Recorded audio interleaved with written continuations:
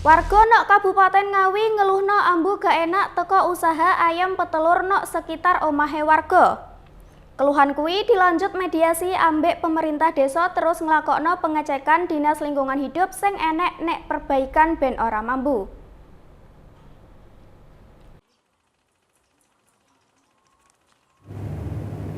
Usaha ternak pitik petelur sing enek nok Desa Rejomulyo, Kecamatan Karangjati Ngawi dikeluhno ambek warga sekitar.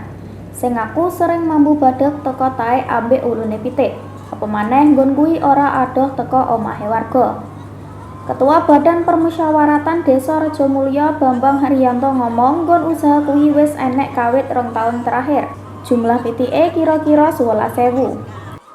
Warga ngomong lek eneke usaha kuwi nimbulno ambu gak enak teko taek pitik. Warga njaluk sing duwe usaha kuwi mbenahno ambek sering-sering nglakokno sosialisasi. Kepala Dinas Lingkungan Hidup Ngawi Dodi Aprili Setia ngomong lek perizinan usaha kuwi wis tapi kondisi kandang sing enek nok cedhak omahe warga. Teko kasil mediasi sing disepakati sing duwe usaha kudu luwih bener nglakokno pengolahan usaha. Terutama nok penanganan taek sing sesuai karo perundang-undangan. Aja sampe enake penumpukan taek. Sawentara kuwi bojone Rahayu sing duwe usaha ngaku lek wis siap nglakokno pembenahan sing sesuai ambek sing disepakati. Kedadian kuwi dadi bagian evaluasi ben luwih apik maneh ambek lingkungan, termasuk pengolahan dadi luwih maksimal.